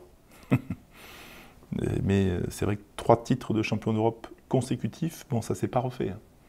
Non, ça s'est pas refait, mais à l'époque, il le disait, Bernard, il leur disait, vous verrez, on se reverra dans 10 ans, et on s'est revus, Hall of Fame, etc., que le club a fait, et c'était quelque chose. On en reparlera, et il avait raison, on en reparle. Maintenant, moi qui suis coach de Toulon, j'aimerais qu'on en parle moins. Tu vois, parce que les joueurs d'aujourd'hui, c'est un héritage assez lourd. Peut-être moins ceux d'aujourd'hui, mais ceux d'avant, certainement, ça a été lourd. Hein. D'ailleurs, quand tu es en haut, il faut rester en haut et forcément tu connais des bas. Et le club, il a connu des bas. Et je pense que c'est une bonne chose aussi, parce que tu t'endors sous les lauriers, tu crois que les titres, les années passent, mais ce n'est pas les mêmes joueurs. Et tu crois que, parce qu'il en reste quelques-uns, que c'est encore la même équipe. Hein. Donc quelque part, tu t'endors. Donc si tu n'as pas ce souci de progresser, de continuer à grandir, tu meurs. Enfin, tu meurs, tu régresses. Je vais faire un petit questionnaire manager, là, tiens, pour faire une petite respiration. Le manager, entraîneur en chef qui t'a marqué? Bernard. Bernard Laporte. Bernard Laporte, pardon. La plus forte personnalité avec qui tu as travaillé? Bernard Laporte. Le plus passionné? Oh, beaucoup, tous. Et c'est là où j'ai eu la chance d'avoir des entraîneurs passionnés. Et je suis sûr que ces gens-là, les éducateurs compris, hein, ces gens-là m'ont transmis cette passion. C'est obligé. Le meilleur technicien? Oui, certainement, je vais dire aussi Bernard Laporte. Le meilleur meneur d'hommes? Bernard Laporte.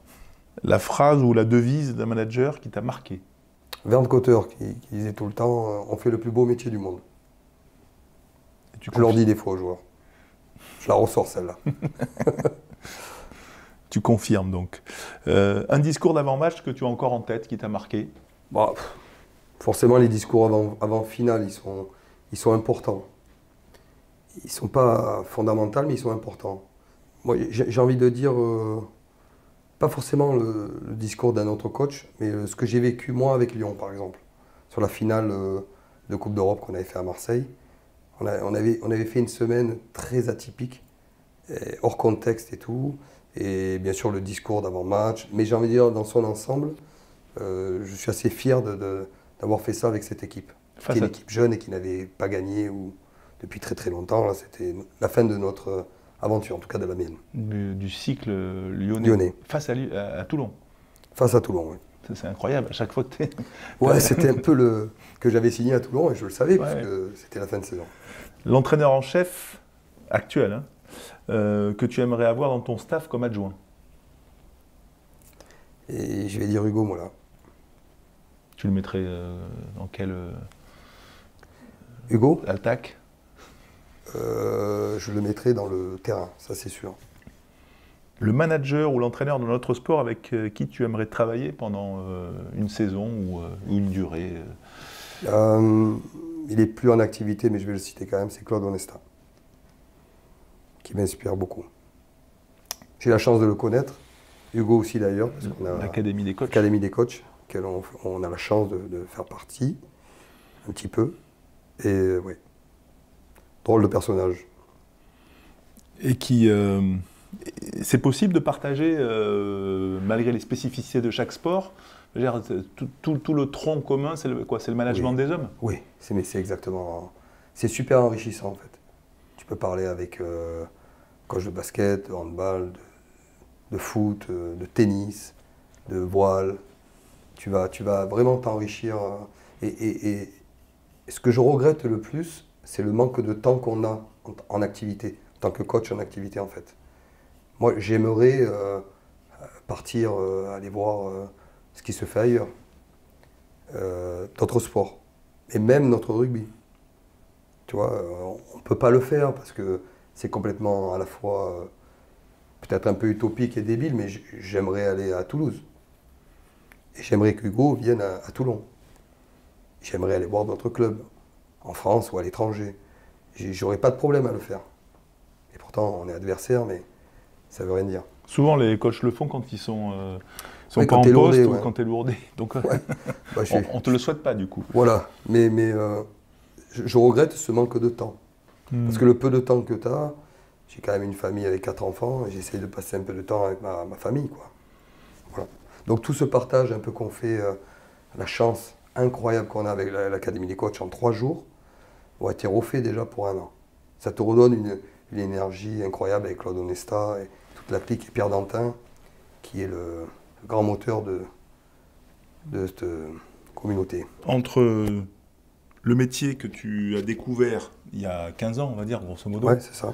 Et aujourd'hui, c'est toujours le même métier? Oui, c'est le même métier. Après, c'est un métier qui évolue, forcément, mais pour moi, oui, c'est le même métier. Tu t'occupes des hommes, tu essaies d'en tirer 100% de chacun. C'est ça qui est dur, parce qu'il y a 40 personnes.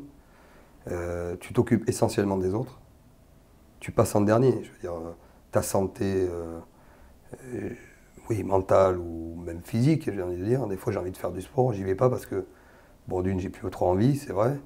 Mais quand même, des fois, ça ferait du bien d'évacuer certaines choses. Donc, il faut se dégager un peu de temps pour le faire, mais tu ne le prends pas parce que tu t'occupes toujours de Pierre-Paul Jacques, tu as toujours un truc à faire, voilà. Donc, tu t'occupes essentiellement des autres. Tu disais l'Académie des coachs, c'est 3 jours, mais toi, tu as un coach? Oui, oui, j'ai la chance d'avoir... c'est pas que moi, hein, j'ai mis en place ça ici au club avec Pierre Dantin, qui n'est pas du tout un psychologue, hein. C'est vraiment un métier qui est complètement différent, même si je pense qu'on a besoin aussi de psy aujourd'hui dans le monde du sport, et dans le rugby, bien sûr. Mais Pierre est plutôt comme Claude, ce sont des gens qui sont, Claude Onesta, pardon, ce sont des gens qui sont sur la perf. Tu vois, comment préparer des matchs de très haut niveau, des matchs qui comptent, comment manager les gens, voilà, ça c'est la haute perf. Et comment gagner. Comment gagner, et voilà. C'est pas donné à tout le monde. Qu'est-ce qui a changé? C'est les générations. Enfin, c'est aussi, tu disais la casquette avec Bernard, oui. Voilà, mais là, en 15 ans, dans ce rugby... Oui. Ce qui a beaucoup changé pour moi, avant on parlait, tu sais, toujours d'équipe. On parlait de groupe, de collectif. C'est toujours le cas, hein, je te rassure, heureusement. Mais aujourd'hui, si tu veux un bon collectif, je suis convaincu qu'il faut traiter l'individu. Beaucoup plus qu'avant. Ça veut dire que tu passes plus de temps à, entre guillemets, à gérer les cas individuels Oui, c'est-à-dire que si tu veux que la personne te donne pour le collectif, il faut lui donner aussi. Tu vois? Alors qu'avant, on parlait d'équipe, on se concentrait que sur l'équipe, on faisait que des projets d'équipe. Tu vois? C'était comme ça et ça fonctionnait. Hein. Ça a fonctionné. Aujourd'hui, ça fonctionne toujours, mais je te dis, il faut... à mon humble avis, aller sur l'individu pour que l'individu te rende pour le collectif. Ça veut dire que tu passes plus de temps par exemple en entretien individuel? Aussi, ça fait partie de... C'est pas que l'entretien, c'est la façon de leur parler, de t'occuper d'eux, de pas passer à côté de certaines choses. C'est ça qui est dur aujourd'hui. Tu as besoin de connaître la vie de tes joueurs pour les entraîner?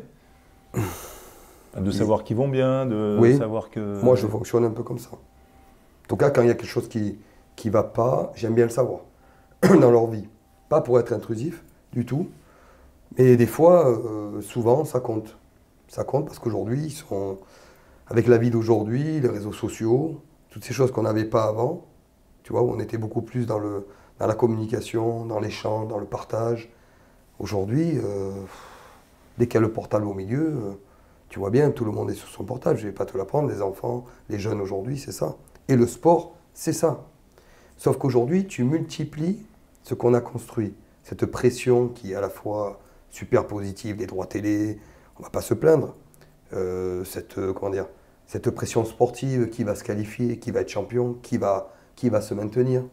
Donc tout ça, c'est bien. Mais on a créé aussi des gens dont je fais partie, des joueurs, des staffs, qui deviennent un peu, en tout cas qui sont sous pression. Et tu fabriques des gens qui c'est pas évident, quoi.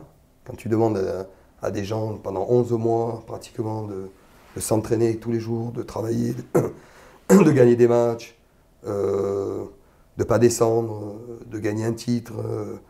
Voilà, tu crées un produit, on voit malheureusement des dérives aujourd'hui. On en avait avant, souviens-toi. Aujourd'hui, on voit des choses qu'on ne voyait pas avant. Voilà. Donc, on l'a un peu construit, hein, tous, autant qu'on est. Donc, je fais partie, mais l'écosystème, on est en train de se rendre compte qu'on a construit ça aussi.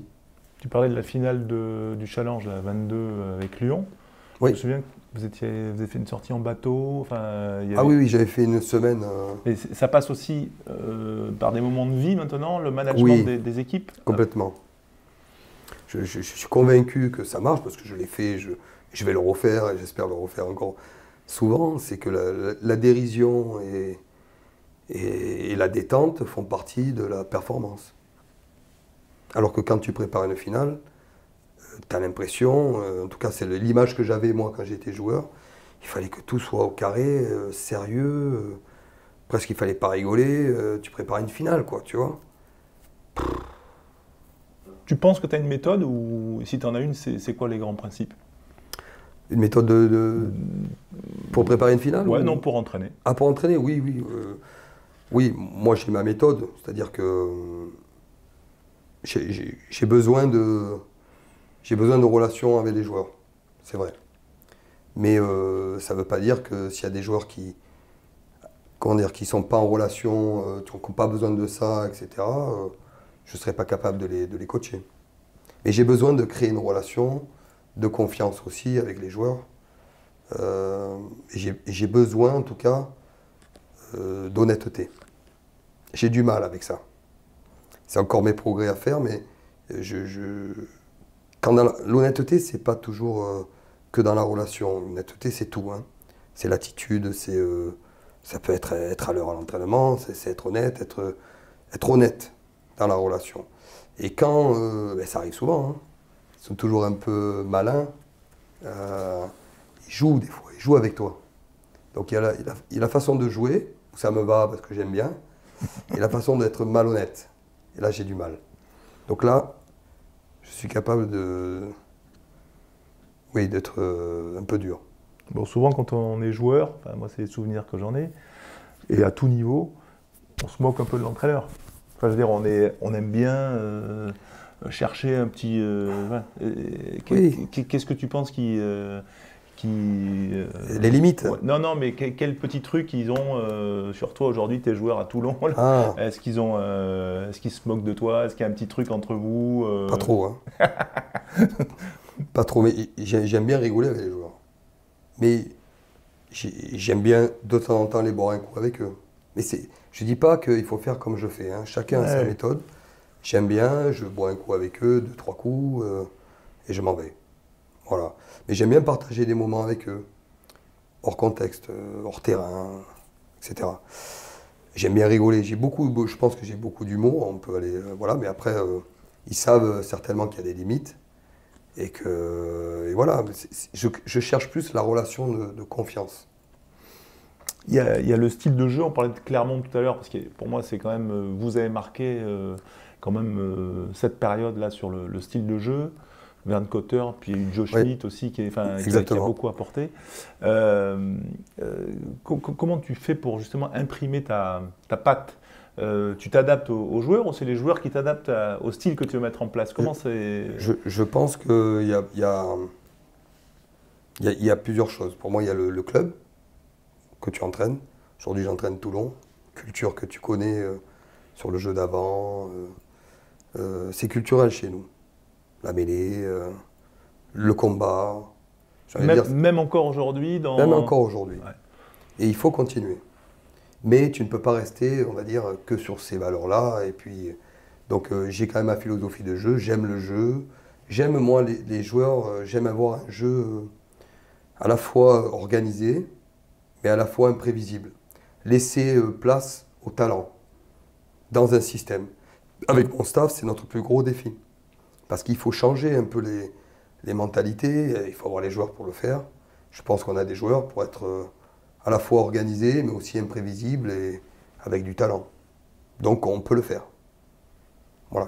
Ça veut dire que Baptiste Serin, la carte blanche, s'il veut faire 3 Baptiste Serin, il est dans un cadre. Ouais. Il a le droit de sortir du cadre. Il faut qu'il sorte du cadre. Pour créer des exploits, il faut le faire. Donc il faut que son talent puisse s'exprimer dans un cadre d'équipe. Ça veut dire que s'il fait une erreur, tu l'engueules pas forcément? Ça veut dire que s'il fait une erreur parce que c'était tenté et tout, il n'y a pas de raison d'en engueuler. S'il fait n'importe quoi, je vais l'engueuler. Comment tu détermines des leaders, toi, dans ton équipe? Qu'est-ce qui fait que c'est le CV? C'est quoi? C'est le comportement à l'entraînement? L'attitude. L'attitude, pour moi, est beaucoup plus importante que le talent. Et le talent, ils en ont, heureusement. Pour gagner des titres, il faut des joueurs de talent. Sinon, tu ne gagnes pas. Ça, j'en suis sûr aujourd'hui. Par contre, si tu n'as pas l'attitude, tu ne gagnes pas aussi le titre. Ou alors, tu vas le gagner une fois. Voilà, donc, ce dont je suis sûr aussi. Et à l'époque, quand on a gagné avec Toulon, on avait des joueurs de grand talent. Vraiment. Mais on avait des joueurs avec une grande attitude. On avait des hommes remarquables. Des hommes qui aujourd'hui, tu les mets au milieu là, et c'est des moteurs de Ferrari, quoi. Voilà, c'est comme ça. Ils t'amènent quelque chose de plus. Mais comment t'expliques par exemple que Edzebet, il n'a pas apporté au RCT ce qu'il a apporté au Springboks? Sans faire de langue de bois, je ne l'ai pas eu comme joueur. Non, je te le dis honnêtement. Ouais. Donc je ne me permettrai pas de juger.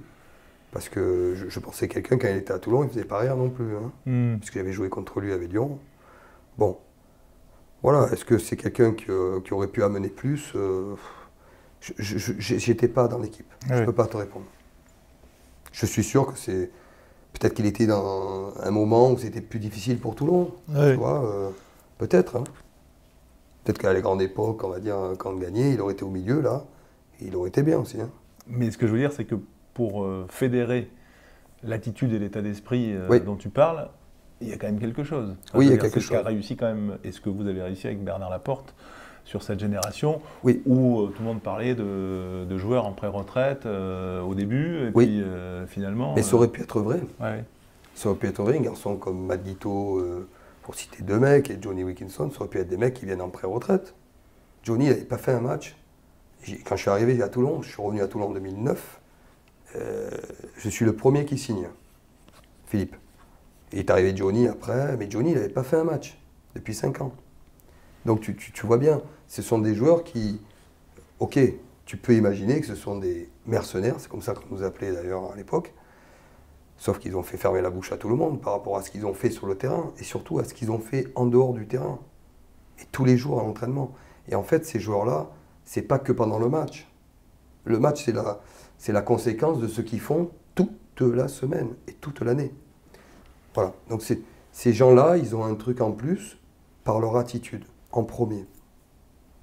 Ça, c'est toute la différence. Et comment on donne envie plus à des joueurs comme ça qui ont tout gagné quand même, et quand on est entraîneur, qu'avec un jeune qui a tout approuvé. C'est pas le même coaching.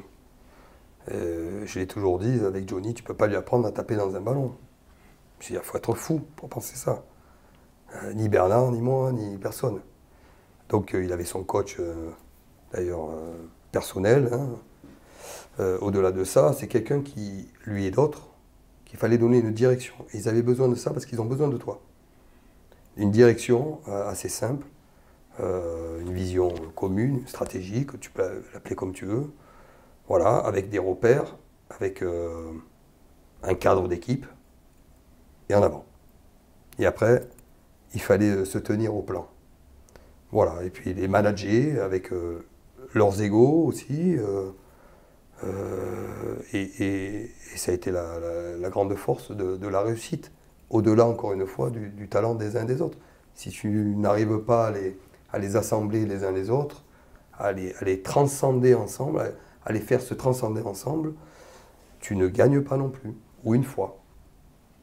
Parce qu'il y avait quand même beaucoup de talent. Mais par exemple, Johnny Wilkinson, on dit souvent que les adjoints sont proches des joueurs, enfin plus proches que l'entraîneur en chef.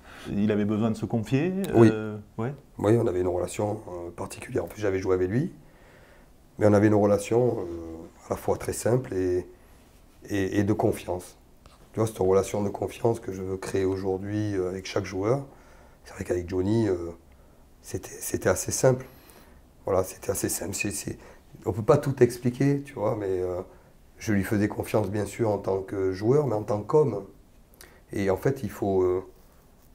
ces gens-là, il faut s'occuper des fois de l'homme, parce qu'il en a besoin aussi. Il peut paraître un surhomme, parce qu'il réussit beaucoup de choses, parce qu'il a une image incroyable, comme Antoine Dupont aujourd'hui. Mais je suis sûr que Hugo manage beaucoup l'homme. Justement, l'homme, les égos. Les égos, là, quand tu as 45 joueurs de différentes nationalités, là, comment tu fais là, parce qu'ils en ont tous quand même. Heureusement, parce que si tu n'as pas d'ego, tu peux pas gagner. Hein.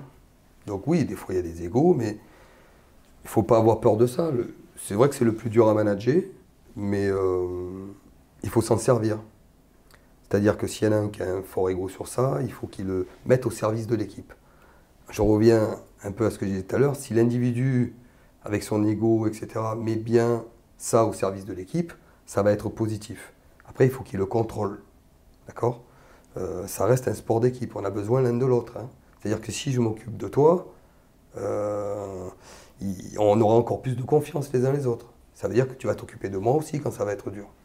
Et c'est ça quoi, qui fait que ça s'emboîte et il se passe des choses des fois sur le terrain que tu dis waouh.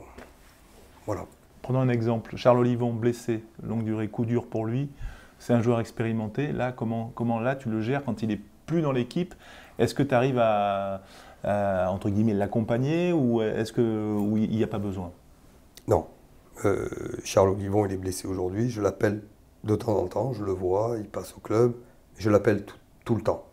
C'est-à-dire pas tous les jours. Je l'appelle une fois de temps en temps, ça suffit. Je garde le contact avec le joueur. Aujourd'hui, il est lui dans une phase individuelle difficile. Opération, chute d'un croisé. Donc ça ne sert à rien de lui demander de faire le sauveur pour l'équipe. Tu vois, pour moi, ça serait une erreur de lui dire viens avec l'équipe tous les jours, viens en match. Non, je le laisse tranquille. Il fait ce qu'il veut. Quand je dis il fait ce qu'il veut, il fait ses soins, il sait ce qu'il a à faire. Je n'ai pas besoin de lui dire ce qu'il a à faire. Par contre, les autres joueurs, quand un joueur comme ça n'est plus là, il faut prendre la place. Hein. C'est-à-dire que ça laisse la possibilité aux autres de montrer ce que Charles nous a mené, quoi. Et là, ça doit être positif, tu vois, malgré son absence qu'on regrette, parce que tu ne peux rien y faire. Par contre, les autres, ils ont un devoir de combler ça. Et là, ça responsabilise encore un peu plus tout le monde. Et viendra peut-être le moment, je le souhaite et je l'espère du fond du cœur, qu'on jouera des matchs capitaux qui vont arriver en Coupe d'Europe et tout.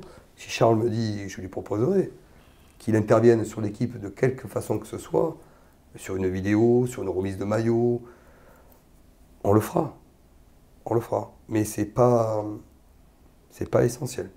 Sur les différences culturelles, là, par exemple, quand tu as un Fidjien ou un joueur des îles, un Géorgien, les Français, enfin... Anglais. Ouais, comment tu... ça c'est de l'acquis avec tout ce que tu as connu toi en tant que joueur dans ton parcours, puis ce que tu as connu avec Toulon au début, ou tu as besoin quand même d'avoir des décryptages parfois pour mieux les appréhender?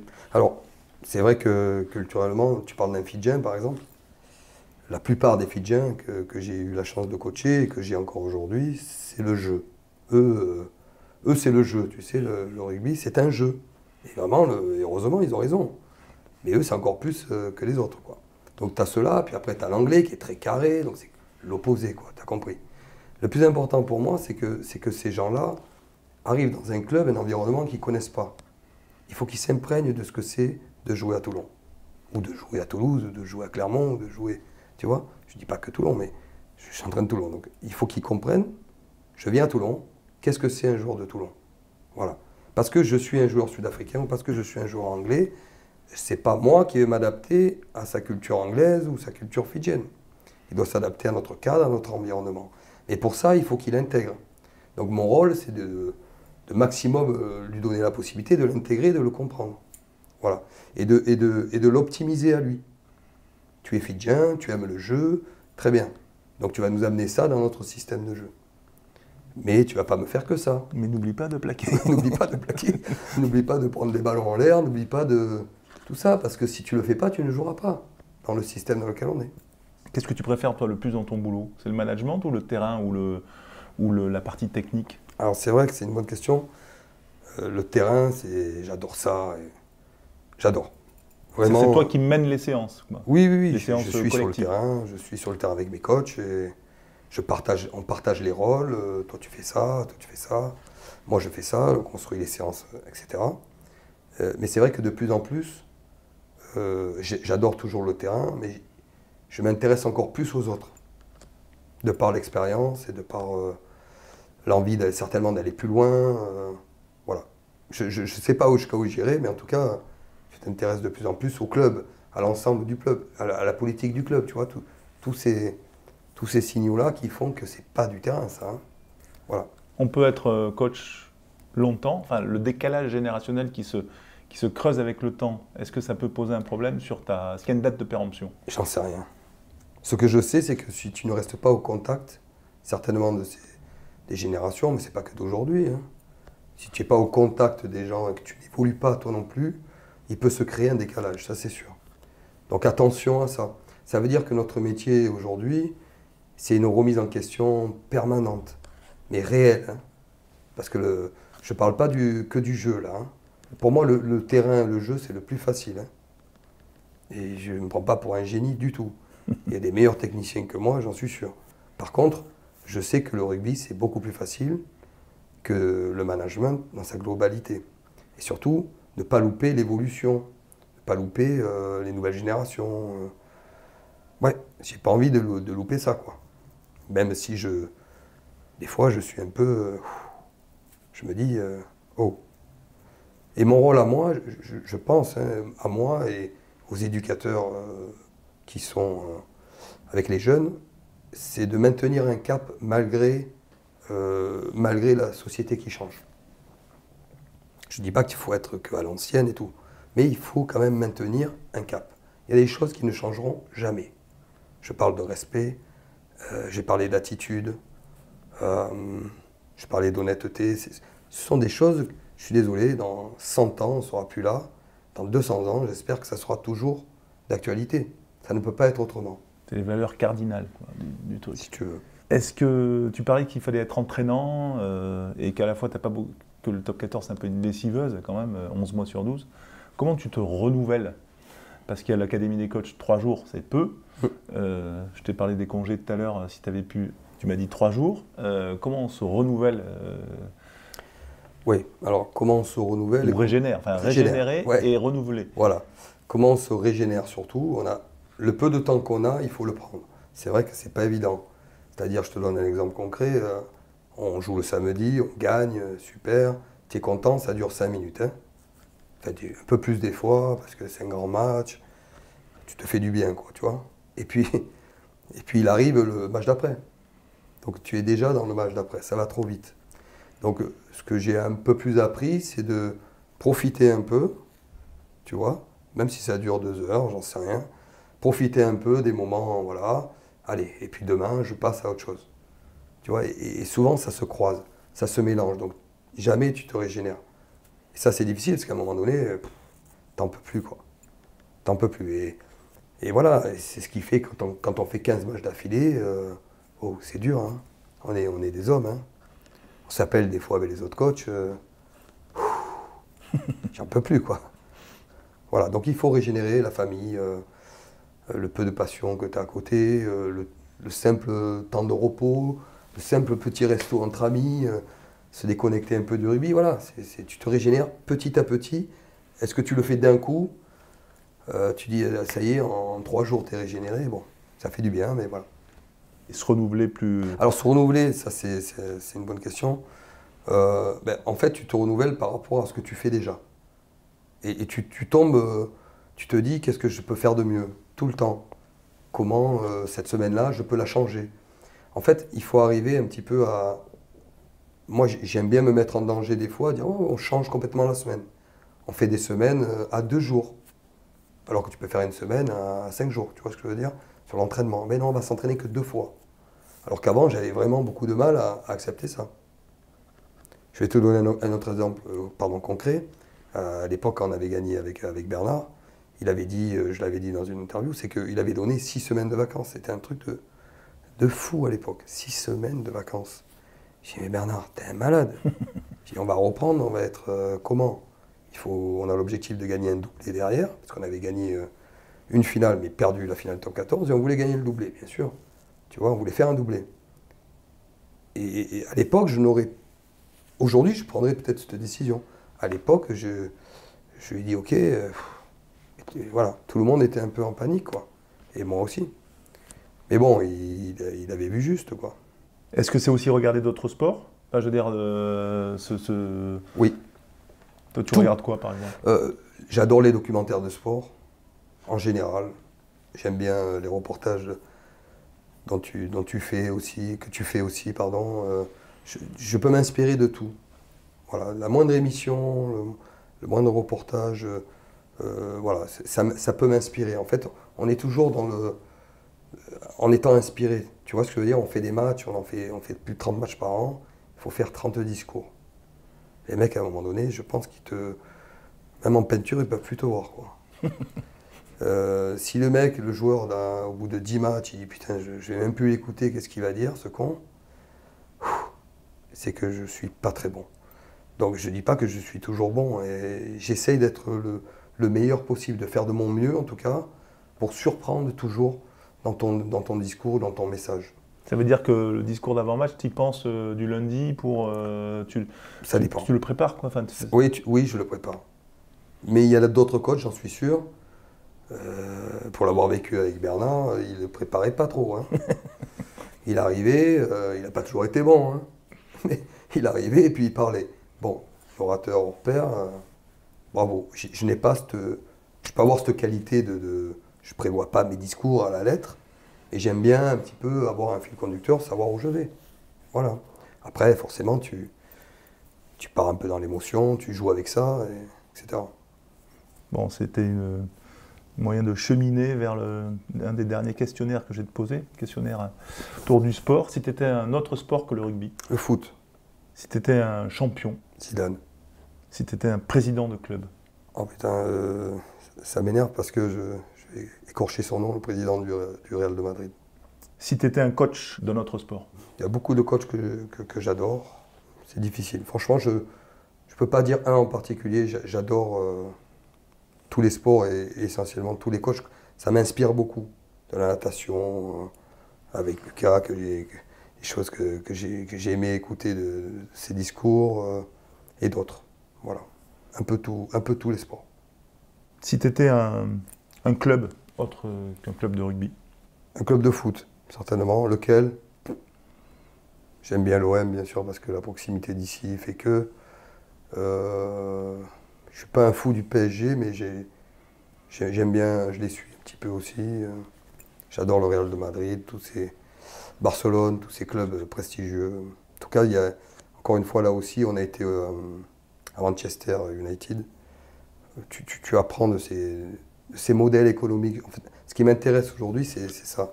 Savoir un peu comment ces clubs fonctionnent et ça te donne beaucoup d'idées. Tu as été à Manchester en visite Oui, quand on a été joué à Sale, hein, on a visité le nouveau stade. Si tu étais à un stade? Je vais dire Mayol. Mais Mayol avec encore plus de ressources modernes. Un futur Mayol. Voilà, un Mayol modernisé. Voilà. Oui. Ça serait un beau projet. Et enfin, si tu étais une émotion de sport? J'ai envie de dire, quand tu fais un truc incroyable, forcément tu vas me dire il y a une victoire derrière, souvent. Mais quand tu fais un truc incroyable avec un groupe, tu ressens des émotions qui sont inexplicables, qui sont assez fortes. Tu vois ce que je veux te dire? Quand tu partages ça avec les autres et que tu vois, je l'ai même plus, j'ai pris beaucoup de plaisir à voir des joueurs soulever un trophée. C'est bizarre de dire ça, plutôt que de soulever un trophée moi. C'est bizarre, hein, alors que je n'avais pas soulevé 50, hein, mais je t'avoue que voilà, c'est un bonheur de voir ça, de partager ça. Par exemple, le challenge 2022 avec Lyon. Oui, c'était, tu vois, on a gagné des Coupes d'Europe où j'étais très heureux. On a vécu des moments ici à Toulon incroyables que tu ne peux pas oublier de toute ta vie. Et de voir mes joueurs sur une fin de cycle que j'ai décidé de partir, de voir ça, ça te donne un bonheur de les voir. Voilà, j'étais là comme ça, je regardais, c'était tout pour moi. Dernière petite question, est-ce qu'il y a une association que tu soutiens et que tu voudrais peut-être mettre en avant? Non, je t'avoue que je ne suis pas dans une association. Je fais beaucoup d'interventions, j'essaye de donner le maximum pour ça. Okay. Je vais en parler une, on va dire, parce que je l'adore et c'est un ami, c'est quelqu'un qui va venir à Toulon faire un match, l'association de Pascal Olmeta. Voilà, il va venir faire un match à Toulon, il était déjà venu. Je parle de ça parce que je parle avec lui en ce moment beaucoup sur ça et c'est pour ça que je la cite, mais je ne suis absolument pas partie prenante de l'association, du tout. Est-ce qu'il y a une phrase ou une citation qui t'accompagne, qui est un peu un mantra? Ouais, je vais dire plutôt cette phrase que j'aime beaucoup, dire fait rire et faire fait taire. C'est pas mal. J'ai toujours aimé ça, parce que c'est tellement vrai. Quand on nous traitait de mercenaires ou quand on te critique, parce qu'on est très critiqué, ben voilà, la meilleure réponse c'est de faire. Est-ce qu'il y a un livre ou un film que tu aimes bien ou Non, à mon plus grand regret, je ne lis pas. Je déteste lire. Je dis regret parce que je sais que je passe à côté de choses. Ma femme, elle lit beaucoup. C'est quelqu'un qui lit énormément. Elle dévore des livres et tout. Et elle me dit, bien, mais on a vu le film, ça n'a rien à voir. Donc ça a l'air toujours passionnant. Mais malgré ça, je ne lis pas. Donc le film, non, mais un personnage, j'ai toujours pris, comment dire, par modèle aussi, un homme qui s'appelle Nelson Mandela, que tout le monde connaît, oui, qu'on a eu la chance de voir vivant. Et j'adore cette personnalité, j'adore aller en Afrique du Sud, à travers cette histoire, qui n'est absolument pas mon pays, je n'ai pas d'attache du tout, mais j'adore cet homme. Ok. J'ai son livre sur mon bureau, qui fait, je ne sais pas combien de pages. 1,5 kg. Voilà, et je lis de temps en temps des petits bouts. D'accord. Voilà, je suis catastrophique pour ça. Tu picores. Tu picores du Nelson, c'est pas mal, c'est pas mal. Bon, mais écoute, Pierre, je te remercie. Merci à toi. C'était un plaisir. Partagez. One, two, trio.